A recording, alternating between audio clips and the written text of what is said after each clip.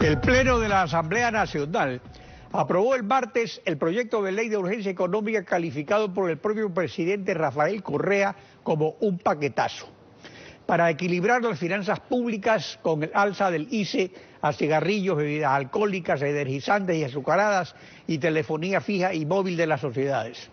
Y en virtud del estado de excepción, ha enviado otro proyecto urgente de corresponsabilidad ciudadana con las zonas afectadas por el terremoto, alzando 2 puntos del IVA. Aparte de eso, antes ya, al comenzar el año, se aprobó el desempleo parcial. Eso fue lo que realmente se aprobó. Franco Romero, asambleísta PSC, miembro de la Comisión Legislativa del Régimen Económico. Buenos días, bienvenido a Contacto Directo. Gracias, Alfredo. Buenos días. Quiero en primer lugar expresar mis sentimientos de solidaridad a todos los afectados por la catástrofe de Manaví y de Esmeraldas, de manera muy especial a los familiares de las víctimas y de las personas que están heridas y están hospitalizadas. Entrando en materia, ahora, el proyecto de ley Alfredo, aprobado el martes, ¿tuvo alguna modificación sustancial en la Comisión Legislativa? ¿A la socialización se la llevó el viento o se recogió algo mínimo solamente? Generalmente se la lleva el viento, la socialización, porque se recibe a personas vinculadas con el gobierno y a otras personas vinculadas a la sociedad civil. Generalmente se acoge lo que proponen los funcionarios del gobierno, lo que justifican en el proyecto de ley, pero no se acogen lo solicitado por la sociedad civil. En el caso del proyecto que se aprobó el día martes, lo único rescatable es el pedido de los productores de aguardiente artesanal de la provincia de Cotopaxi, en el sentido de que se elimine este impuesto ad valorem del 75% a los productores industriales de alcohol. Esto permitirá en el futuro que los industriales puedan comprar la producción de los productores de aguardiente artesanal de todo el país y de esa forma de esa manera se van a poder formalizar estos emprendedores que son generalmente unidades familiares. Eso fue lo único. Y ahora, en cuanto al proyecto urgente de corresponsabilidad ciudadana, ¿cuál es la contraparte del Estado? ¿Está especificada, determinada, cuantificada? No hay ninguna corresponsabilidad, porque todo el peso recae en los hombros de las personas y de las familias ecuatorianas. El Estado no pone absolutamente nada. El Estado, en la comparecencia de los ministros y demás funcionarios, jamás ha manifestado que va a reducir el gasto público, que va a solicitar un crédito importante a un organismo financiero internacional, como sugiere también Mauricio Pozo. Es decir, el Estado prácticamente no está poniendo nada, no hay corresponsabilidad. En la exposición de motivos del proyecto de corresponsabilidad se señala a vuelo de pájaro el costo y el tiempo que tomará la reconstrucción, unas pocas líneas.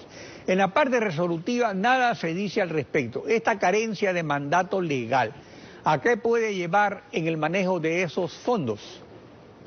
A mí me parece que hay una precipitación o apresuramiento por lo menos en esto de determinar en 3.000 millones de dólares el valor de la reconstrucción, porque no tiene ningún sustento técnico. No han habido economistas, ingenieros, expertos que hayan elaborado un informe para que el presidente pueda decir esto vale 2.000, 3.000, 5.000 millones de dólares. Así que para mí, hasta ahora por lo menos, esto no tiene ningún sustento técnico. Es decir, que lo primero que se debe hacer es precisamente determinar y cuantificar cuál es el costo de la reconstrucción.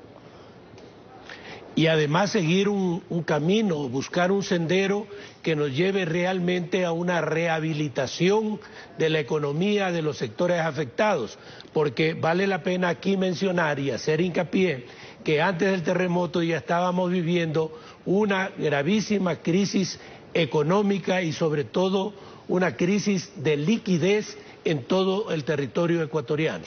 Y especialmente aquí hay 3 aspectos muy claramente identificados. Lo que es infraestructura pública, que es poco, por ejemplo, 70 kilómetros de carretera, cuando el último niño destruyó 4.000 kilómetros de carretera, en lo que se refiere a la reconstrucción de viviendas, que es bastante apreciable. Y luego, en cuanto a la reconstrucción económica de la provincia de Manabí, para lo cual precisamente se pide una zona franca tributaria para poder impulsar el desarrollo y el progreso de una de las provincias pues más pujantes del país, ¿no? A mí me sorprende cuando el presidente de la República dice, ya construimos Manabí, el terremoto lo ha dejado en soletas, pero vamos a volver a construirlo. Por ahí algunos manavitas en las redes sociales han cuestionado las expresiones del presidente, porque Manabí desafortunadamente es una de las provincias más pobres del país. Yo le puedo dar ejemplos. Hace algunos años, cuando contratábamos en El Oro trabajadores agrícolas manavitas, nos decían que solamente ganaban $15 semanales, mientras en El Oro ya estábamos pagando $90, $100 semanales. Entonces eso a usted le demuestra claramente que Manabí y ha sido una provincia con muchas carencias, con muchas faltas de fuentes de trabajo.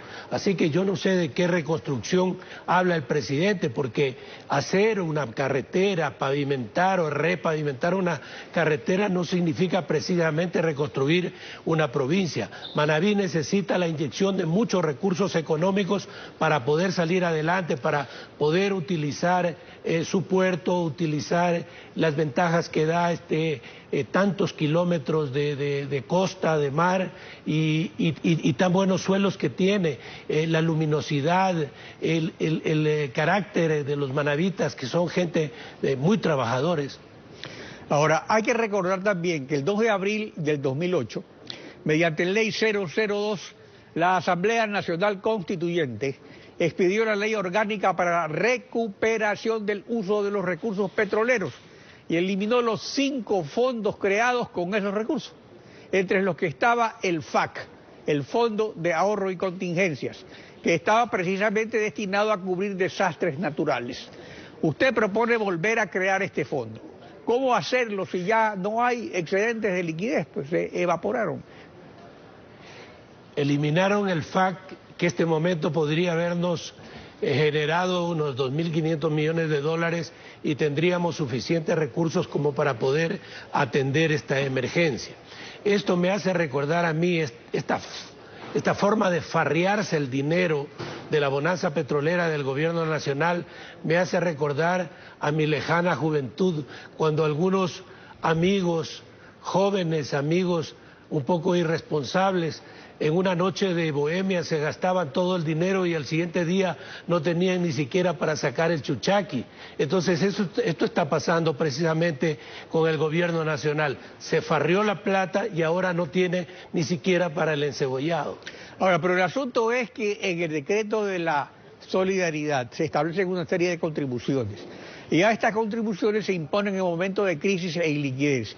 Y el artículo 9 del proyecto establece una multa del 3% mensual, más el interés de mora del 1.4% por los retrasos que hay en el pago. En total, 52.8% anual de castigo. ¿Ha revisado la comisión esta propuesta?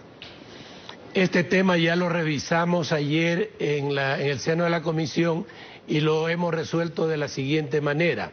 Solamente cuando el causante no declara, es sujeto de la multa del 3%. Si declara y no paga todavía, solamente se le cobrará el interés de mora.